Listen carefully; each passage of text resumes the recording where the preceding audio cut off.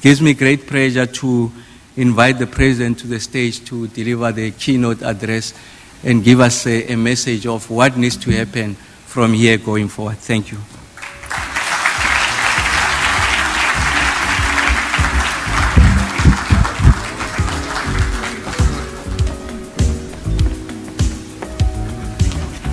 Please, let's be seated.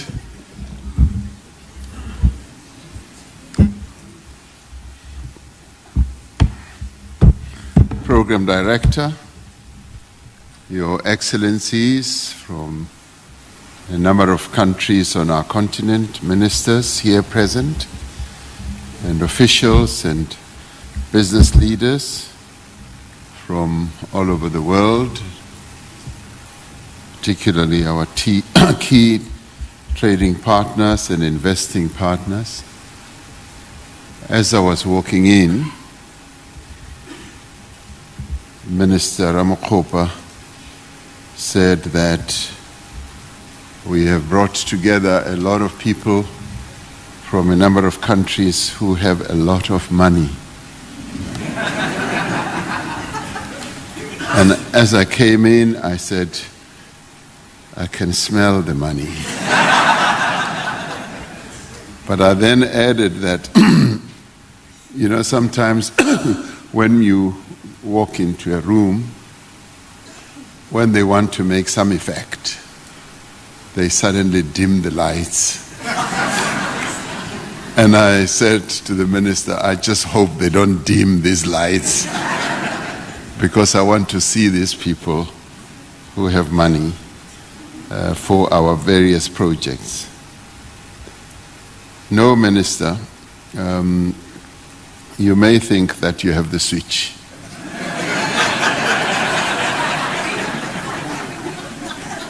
But I don't want to reveal the secrets of our continuous conversations, because each time our grid runs into problems, the minister is the first to either run to me or call me and say, Mr. President, we're facing overload in this area and that area. Do you allow us to switch off the lights? So I do have the switch in my hand. It's wonderful to be here and to see so many of you here in this summit. And I'd like to say, and the Premier of our Western Cape province has welcomed all of us. And for a minute I was telling him that as he gets really enthusiastic and sometimes carried away, and he said, not only as the Premier of the Western Cape, and for a minute I thought he was about to say, as the Premier of South Africa. But he held himself back. So the Premier has already welcomed us, and that's really wonderful. He's the Premier of an important province in our country, but a combination of the three Capes really gives us the powerhouse effect as a country with regard to the potential of hydrogen and the utilization of it as we traverse a journey in renewable energies. Now, this summit, many of you may recall, started off in 2022 as a platform for South Africa to articulate its national vision and to convene the country's hydrogen ecosystem. Now, this summit provides what I call a platform for a shared continental great ambition. This is the inaugural Africa Hydrogen Summit, and the Minister is correct in saying, I did say, let's dub it the Africa Summit, Hydrogen Summit. And I'm rather glad that he acceded to that, and his colleagues, that we are actually holding this as the Africa Hydrogen Summit. Our beloved continent Africa, the cradle of humanity, as our Premier said here, is uniquely positioned to become a major player in green hydrogen because it has abundant renewable resources that manifest themselves in high solar irradiation, strong winds, and hydropower potential. The vast land of our continent has also, or it lends itself to large-scale renewable energy projects. We are therefore perfectly placed to leverage the global shift towards cleaner energy sources for our collective advantage as the entire continent. Green hydrogen is a way to marry our continent's mineral riches with our renewable energy endowments to decarbonize particularly heavy industries, to create jobs, to stimulate investment, and to unlock inclusive growth across the various borders. Now, the growing global demand for clean hydrogen as countries decarbonize their industries, as they decarbonize transport, as they also embark on energy systems, presents unlimited opportunities for our continent. Now, as demand for green hydrogen grows, so does demand for the platinum group metals, and Minister Ramokgopa touched on that, sustaining and expanding our continent's mining and refining industries. So in a way, and in many, many ways, Africa is rising to meet this moment of opportunity and potential. And many people would argue that, yes, this truly is Africa's century. The Africa Green Hydrogen Alliance brings together a number of African nations, including, as we heard, Egypt, Kenya, Mauritania, Minister Ramokgopa referred to them, Morocco, our immediate neighbor, Namibia, as well as our own country, South Africa. More than 52 large-scale green hydrogen projects have been announced across the continent, and these include the Kgosientsho green ammonia project in South Africa, the Amman project in Mauritania, and the project Noor in Morocco. Now, these are big and mega projects. The Alliance's ambition targets 30 to 60 million tons of green hydrogen production by 2050. Now, this should be a great envy by those countries that once saw Africa as a place to come and just extract minerals and I shouldn't say plunder, but come and extract the wealth of our continent. It is estimated that this could create quite a number of jobs. And of course, we could count to, up to 2 million jobs that could be created, and even 4 million jobs in Alliance member states by 2050. And this will require us to implement our ambition. To make use of these opportunities, we need to establish appropriate policy and regulatory environments. And we now have to go beyond just talking about them. Minister Ramokgopa referred to this, and I'm rather glad that this is the discussion that is going on in a number of our countries, in the alliance states. We must continue to move as a continent to develop regional certification schemes, hydrogen corridors, and green product export platforms. And this requires that we should work together. We should be able to make this alliance truly alive. And we commend the work of countries like Mauritania, which has taken early steps with regard to certification. It will be critical that we learn from one another and also converge on standards that work for Africa. And it is here where the African Union will play a key role as it combines and unites all of us. And we now have officials who have been put in key positions, like my sister Lerato Mataboge, who are going to make sure that, yes, we move towards proper systems, proper regulatory processes.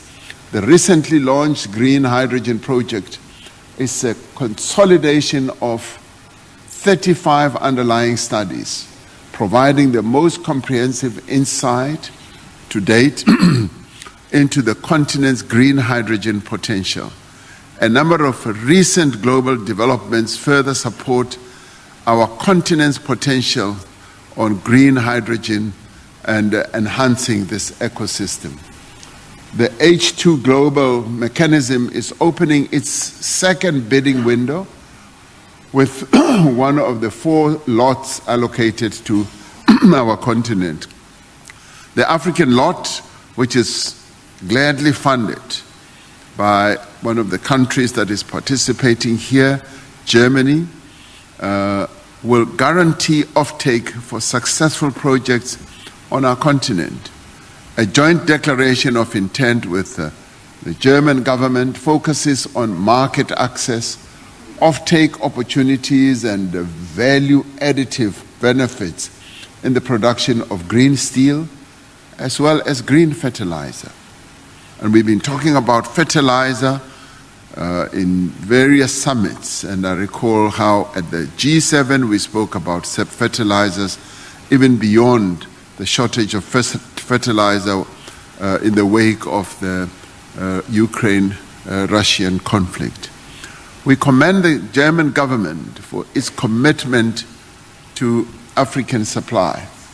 For South Africa's part, we have made advances towards building the green hydrogen industry. Minister Ramokgopa was outlining precisely the number of steps that we have taken and we are taking.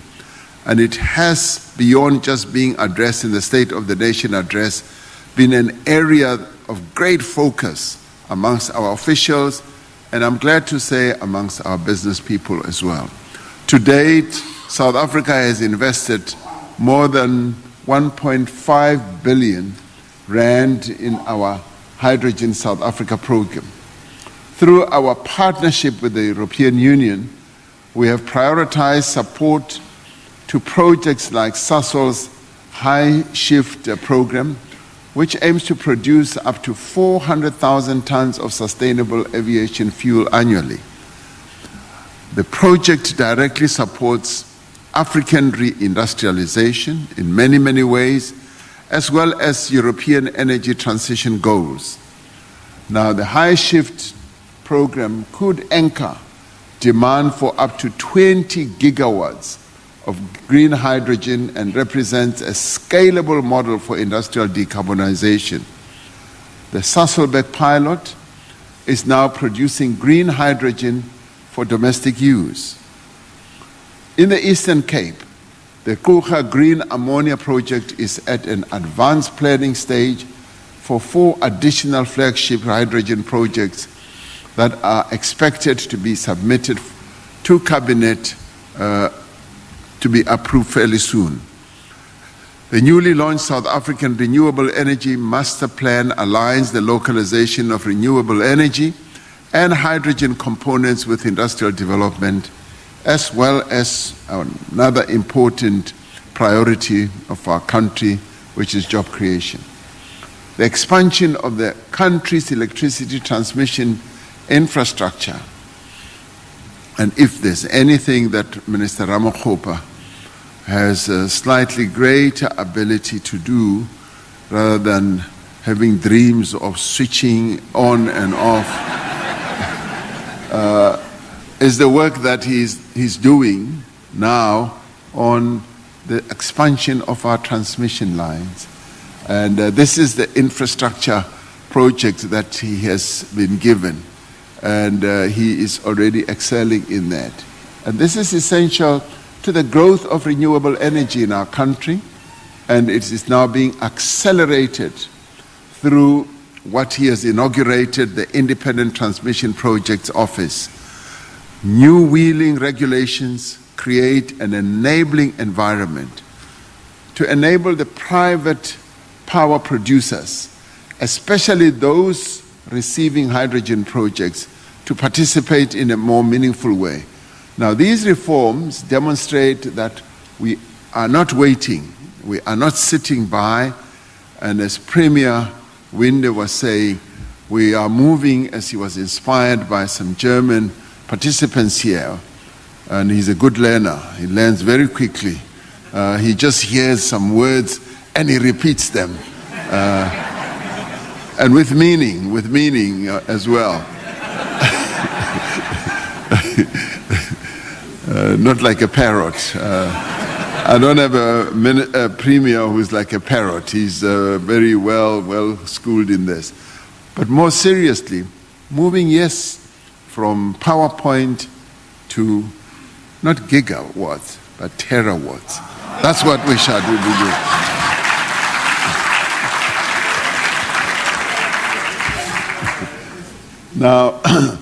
Now, all this needs to be supported by research, because we need to base what we do on science.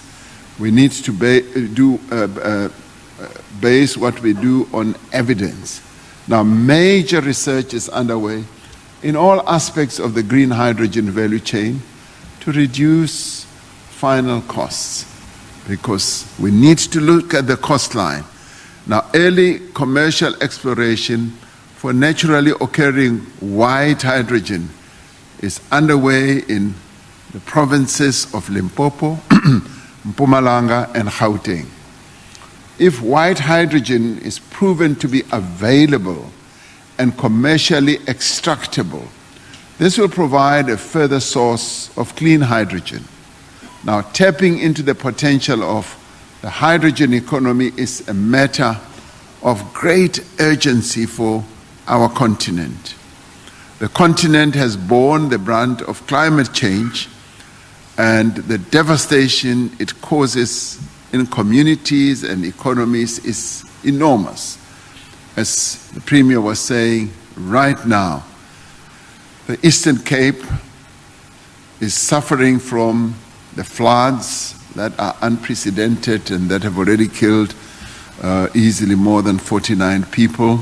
And I will be going there tomorrow to go and see exactly how our people are suffering there, and how we can console the families, and how we can come up with assistant measures from a disaster point of view to give real support to ordinary people, those who have suffered this loss, and we pay our condolences to those families that have lost their loved ones, and how we can support the Eastern Cape government to deal with this disaster, as well as the local governments in the area.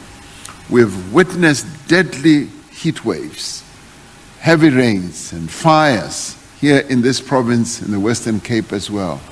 We've also witnessed tropical cyclones in other parts of our continent, and prolonged droughts, particularly in the Free State and in the Eastern Cape. These events underscore our shared vulnerability, but also our shared responsibility to act and to adapt, and to do so in a way that leaves none of our people and none of our communities behind. Now, at the same time, we are clear that our continent, Africa, must transition at a pace and at a scale that reflects our development priorities and our economic realities, because our development priorities and our economic realities are unique to our continent, a continent that has suffered the ravages of colonialism and, in our own country, of apartheid, which held our continent and our people back for tens and tens, if not hundreds of years. Now we need to deal with that part of our history as we determine precisely what we should do now and plot our way to the future. We are very much alive to the reality that green hydrogen production faces a number of challenges, really. There is the cost factor. Capital intensity and the high costs of financing are significant barriers, as is the cost of green hydrogen relative to other energy sources, such as natural gas, for instance. We are also contending with skewed global investment patterns. A number of green hydrogen projects on our continents are not being initiated, and they are also not reaching financial close due to the cost of capital and the perceptions of risk.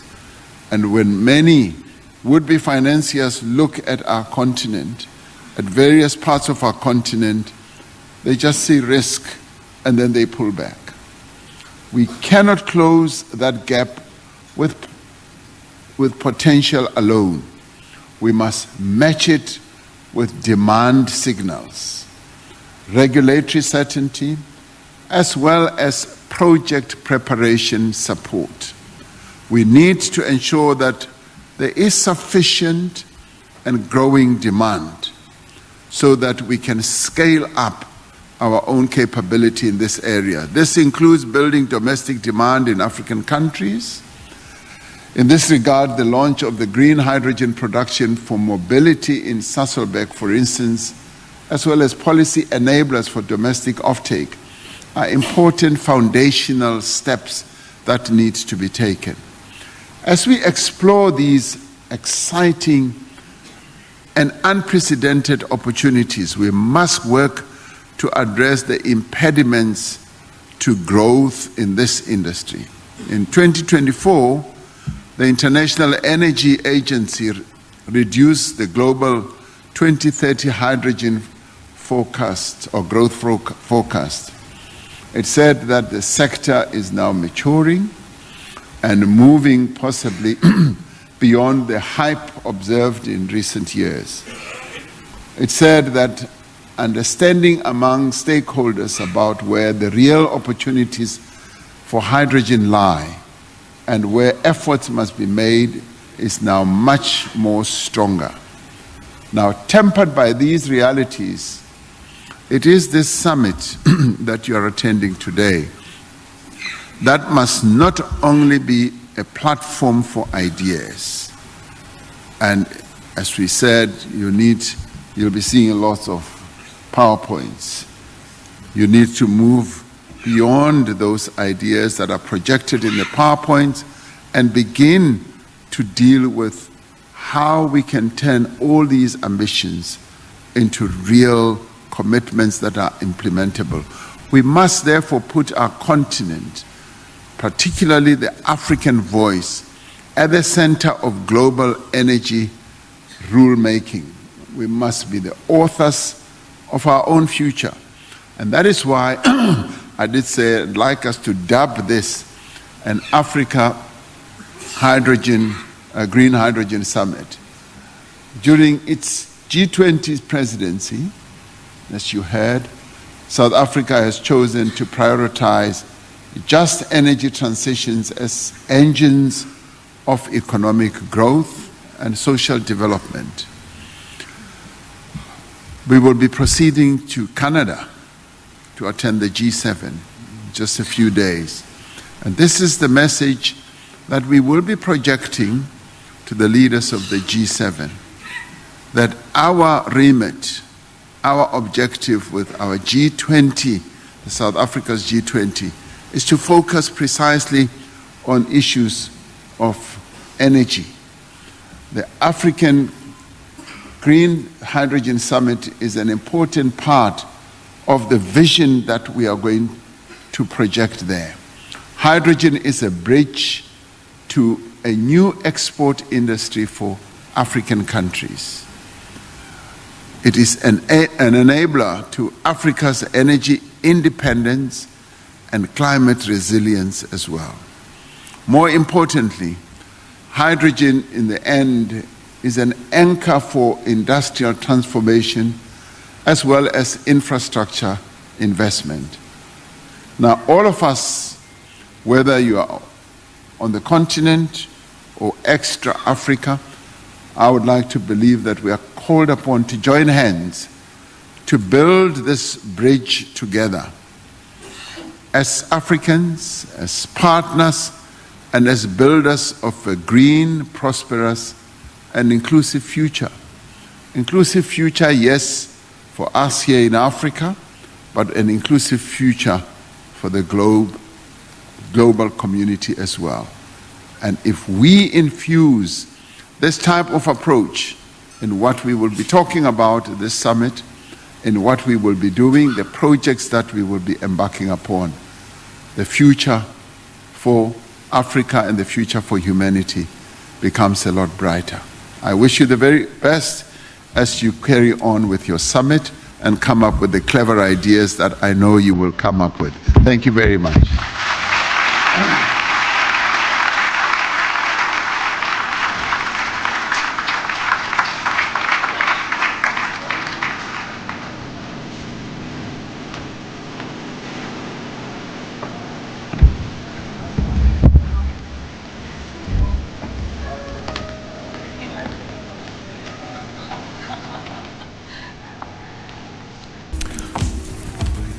All right, so these are live visuals that you're watching from Cape Town. The Green Hydrogen Summit officially underway. We've just heard the keynote address from President Cyril Ramaphosa, who's really waxed lyrical about this particular element, H2, by the way, if you've done any kind of, it's not physics, but I suppose like any kind of chemistry at school. But anyway, the idea really here, just to distill it for you, is green hydrogen is seen as a way of really revolutionizing the way in which energy is produced, not only in South Africa, but on the continent. And this inaugural summit is meant to essentially provide a platform for key stakeholders to start having those conversations at the very least and draw the investment that's needed in order to build the machines and essentially get the hydrogen economy going. The president saying that hydrogen can become an enabler for Africa's independence and its climate resilience. He also used that moment as we speak about climate change to speak about what's happening in the Eastern Cape, where we know 49 people have died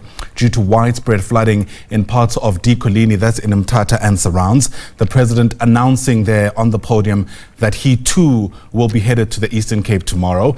And I say he too because already 2 ministers at the very least are there in Kgosientsho, the Cooperative Governance Minister, and Basic Education Minister Siviwe Gwarube. We'll get you the very latest on the Eastern Cape within the hour, hopefully. But before that, we heard that green hydrogen can also create about 20 to 30,000 jobs by the year 2040. This is globally, and can also be a platform for industrial transformation.